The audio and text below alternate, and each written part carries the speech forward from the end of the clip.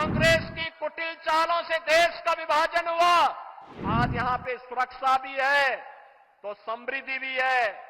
आज यहां पर आजीविका है तो आस्था को सम्मान भी है। आपका वोट जब गलत हाथों में जाता था तो फिर भ्रष्टाचार में संलिप्त, सुरक्षा के साथ खिलवाड़ करने वाली, आतंकवादियों को बिरयानी खिलाने वाली, देश के अंदर उपद्रव करवाने वाली, नौजवानों के जीवन के साथ खिलवाड़ करने वाली, अन्नदाता किसानों को आत्महत्या के लिए मजबूर करने वाली सरकारें आती थी। बहनों और भाइयों, ये हमारा सौभाग्य है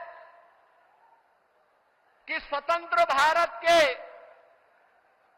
स्वर्ण युग के रूप में जाने जा रहा भारत आज आदरणीय मोदी जी के नेतृत्व में एक ग्लोबल पावर बनने की ओर अग्रसर है। हम सब की आने वाली पीढ़ियां इसके बारे में कृतज्ञता ज्ञापित करेगी। बहनों और भाइयों, आज इस बदलते हुए भारत को हम सब ने देखा है।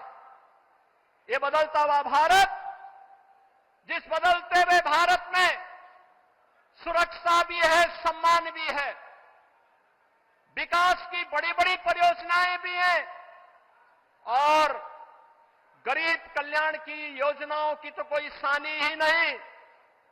बहनों और भाइयों, ये बदलते हुए भारत में कभी किसी ने सोचा था कि गुरु नानक देव जी का जन्म जिस भूमि पर हुआ था, कभी वह अखंड भारत का हिस्सा था। कांग्रेस की कुटिल चालों से देश का विभाजन हुआ, लेकिन सिख भावनाओं का सम्मान करते हुए, भारत की उस आस्था का सम्मान करते हुए करतारपुर कॉरिडोर का निर्माण मोदी जी के नेतृत्व में ही संभव हो पाया, जब प्रधानमंत्री के रूप में मोदी जी देश के प्रधानमंत्री बने। बहनों और भाइयों, हम सब इस बारे में जानते हैं कि देश के अंदर गुरु गोविंद सिंह जी महाराज के चार साहिबजादों ने भारत की हिंदू धर्म और संस्कृति की रक्षा करने के लिए अपने आप को बलिदान कर दिया था। लेकिन बाल दिवस कोई और ही दिवस मनाया जाता था। हम आभारी हैं आदरणीय प्रधानमंत्री जी के, जिन्होंने 26 दिसंबर की तिथि को वीर बाल दिवस के रूप में पूरे भारतवासियों को देकर के भारत माता के लिए अपना सर्वस्व न्यौछावर करने वाले गुरु गोविंद सिंह जी महाराज के उन चार साहिबजादों के प्रति और उन अपनी कृतज्ञता ज्ञापित करते हुए 26 दिसंबर की तिथि वीर बाल दिवस के रूप में मनाने का निर्णय लिया। और आज पूरे देश के अंदर हर जगह हर ओर यह आयोजन होता आ रहा है। हमारा ये पीलीभीत, जहां अपनी कृषि के लिए जाना जाता है, वहीं अपनी अद्भुत कला के लिए भी जाना जाता है। कृषि में गन्ना किसान यहां की मिठास को न केवल प्रदेश और देश में बल्कि दुनिया में पहुंचाने का काम करते हैं। और बताते हुए यह भी प्रसन्नता है बहनों और भाइयों कि मोदी जी के ही नेतृत्व में संभव हो पाया कि गन्ना किसानों के गन्ना मूल्य का भुगतान अब समय पे हो पा रहा है। अन्यथा कई वर्ष लगते थे और गन्ना किसान बेचता रह जाता था। आज यहां पे सुरक्षा भी है तो समृद्धि भी है। आज यहां पर आजीविका है तो आस्था को सम्मान भी है। कोई सोचता था अयोध्या में रामलला का भव्य मंदिर का निर्माण हो पाएगा? बहनों और भाइयों, अगर ये हो पाया है तो यह प्रधानमंत्री मोदी जी के यशस्वी नेतृत्व में, उनके मार्गदर्शन में वर्तमान पीढ़ी इन सभी कार्यक्रमों को आगे बढ़ते हुए देख रही है। आज के इस अवसर पर जब भारतीय जनता पार्टी के प्रत्याशियों के लिए विकसित भारत की संकल्पना को साकार करने के लिए मोदी जी आपके बीच में आए हैं, 10 वर्ष में बदलते हुए भारत में जो कुछ भी हमने देखा है, बहनों और भाइयों, ये आपके एक वोट की कीमत ने किया है।